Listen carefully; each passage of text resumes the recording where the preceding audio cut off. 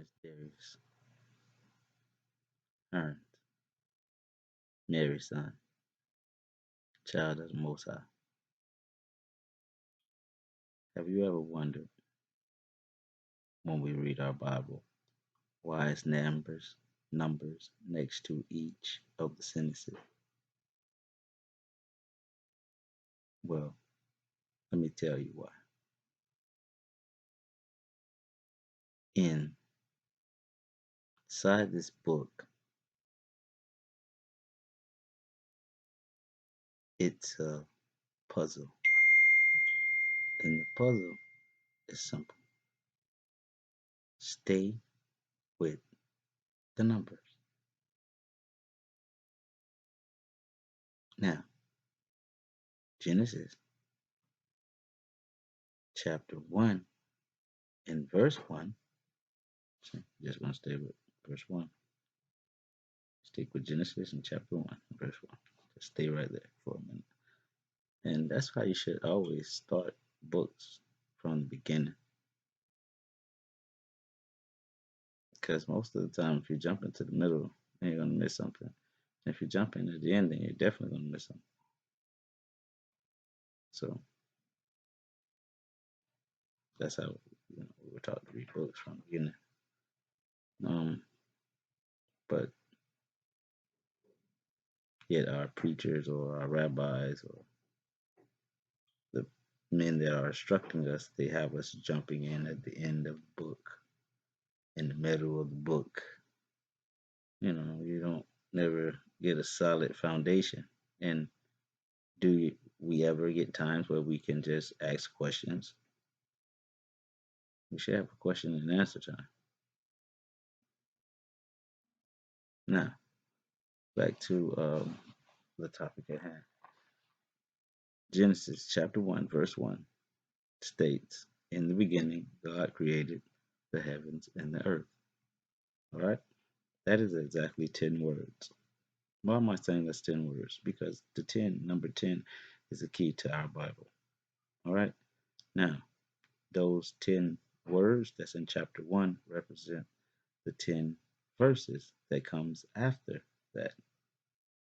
And it also represents 10 chapters. See? So now, that is the magic code. That is the magic formula. All right? So if we try this and see what happens. If we take Genesis chapter 1 and verse 1, and it reads, "In the beginning, God created the heavens and the earth."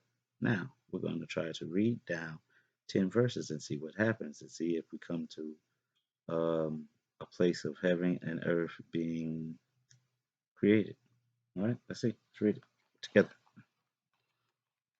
From verse 1 in Genesis chapter 1 through verse 10 in Genesis chapter 1. All right, we're going to try like that first. It says, "In the beginning God created the heavens and the earth was without form and void, and darkness was upon the face of the deep. And the Spirit of God moved upon the face of the waters." Verse 3, "And God said, Let there be light, and there was light." Verse 4, "And God saw the light, that it was good. And God divided the light from the darkness." Verse 5, "And God called the light day, and the darkness he called night.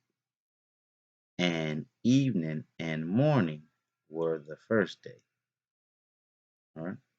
6, "And God said, Let there be a firmament in the midst of the waters, and let it divide the waters from the waters." 7, "And God made the firmament and divided the waters which were under the firmament from the waters which were above the firmament. And it was so. And God called the firmament heaven. And the evening and the morning were the second day. And God said, Let the waters under the heaven be gathered together unto one place, and let the dry land appear. and it was so. Number 10. And God called the dry land earth, and the gathering together of the waters he called seas. And God saw that it was good. Now, does that sound like in the beginning God created the heavens and the earth without form? Oh, sorry about that. In the beginning God created the heavens and the earth. And then if you go to the bottom, it said, and it was good. All right, that was number 10. Now, the reason why I said that Genesis chapter 1 contained 10 words is because those 10 words, like I said earlier, represented 10 verses. We just read the 10 verses. And you saw that at the end of that 10th verse, everything was good. So that would go back to the first verse, letting you know that all of creation or all of the heaven and the earth was made.